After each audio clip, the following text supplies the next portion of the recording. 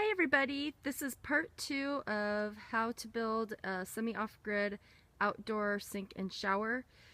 The last video I had the shower, or the sink and shower were up there where all that mess is, and I've broken it all down and I have moved it down closer to where I live, which is in there, right to here. And I will go over some of the mechanics. This is still only part 2, so I will have hopefully this all done by next week, but for now let's go through. I have a little time lapse of me building it and I'll talk a little bit about it. You don't have to have watched part 1 to get this video or anything like that, but in part 1 of this video series that I'm calling Semi-Off-Grid Sink and Shower, Julie, my friend Julie, came up here and she built the first incarnation of this up the hill where I pointed it out. And it was great for the time being and everything, and I'll talk more about the actual shower itself. But it was too far away, it was up the hill, and it was out in the elements, so it was getting really messy, and I wanted to have it be under a cover and closer to where I live. So here's me getting started. I did this roof in one day.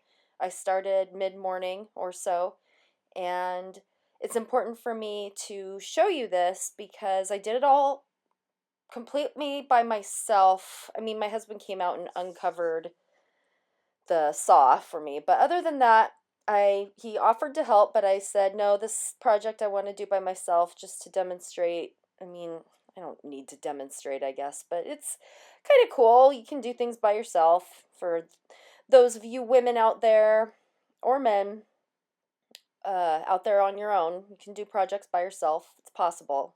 Just be careful. I tend to work harder and not smarter sometimes, and sometimes I hurt myself, so just be careful. Anyway, so that is basically the main thing I wanted to do, is get the roof on, and it's not the most permanent setup, but it's gonna do for now. And I got the corrugated metal up there. I'm gonna have to do more 2x4 reinforcement in the roof because it will snow eventually, and this roof right now will not withstand snow, and I have to do more 45 angle reinforcements with the verticals and the roof and everything like that. But anyway, I did get the sink in. I have the same sink that Julie set up the hill. I brought the same one down, and then I put another one that I made. So I'm having two sinks, one mainly for dishes and one for laundry and for storing dishes. And now right back there I was doing the shower area, which I'll show you next week.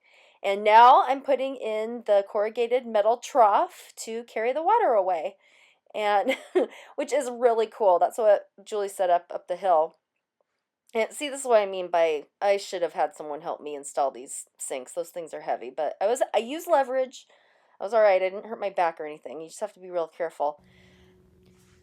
I'm working on the shower, which will be on this side. I'll show that next week because it's not obviously ready yet. I'll show the next Thursday. I'll have this all done. But the reason why I call this semi-off-grid and why I refer to my situation and everything that I do as being semi-off-grid is because this is not completely off-grid. I don't have water collection here. I have a hose system. So as I talk about that, I'll also mention this EcoTemp water heater. EcoTemp is the brand, and here's the water heater. I'll go over that first in a second, but here's where the hose is connected. This is the gas.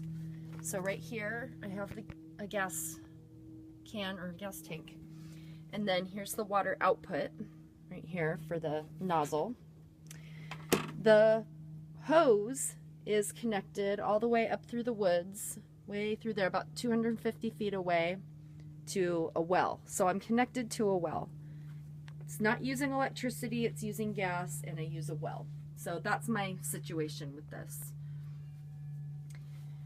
The EcoTemp, here, I'll show you that again. This is where you regulate. So we have the gas going in here, gas regulator. You can make it stronger, less, and the water, you can have it more water or less. Now, I find that with taking showers with this, I've had it since June, I believe, and it works. It's great. It was only $120 on Amazon, and I think that includes taxes. Let's see, I have there's D batteries in here, so every time you turn on, let me make sure I have, this is where you make sure it's on. So as I turn the water on, you'll hear the gas going and you'll see this ignite. So here, I'll first turn the water on. You can kind of hear that. Let me do it again. And you can see when I turn it on again, watch the gas indicator. You can see the blue flame in there. And the water is hot. The water, it's warm right now. And I tend to find that it's most comfortable to keep it at max gas output and minimum water output in order to keep it warm. So this is not the best outdoor tankless water heater ever. It was economical, but it works. And so for taking showers in this thing, you sometimes have to turn it on and you have to step back because sometimes it can be really hot. And they tell you in the user manual that if the water, when you turn it on immediately, the water might be super scalding hot. So you have to be really careful. So anyway, I found this to be really good. And it's not 100% perfect. If you were doing this for like an Airbnb or something, you'd have to explain to your guests how to use it. If you wanted a really, really, really good one that doesn't have to be fiddled with too much, then this one probably isn't your bet. But for people who don't mind having to tinker with just not anything crazy, just you might have to turn it off and turn it on again after a while. So I like it. I think it's great. It's lasted with a lot of heavy use since June, and it's now November. And I think it is, I would highly recommend it if you want an outdoor shower. And I just want to show you really quick the water. I'll turn it on in the sink for where I do dishes. So this is my drain, and it goes down into the trough that you saw me install. It goes down there and it washes off into the distant ferns. So as you can see, your water runoff is here. Comes down.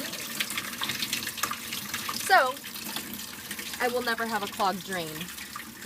So there's part 2 of my semi-off-grid sink and shower system.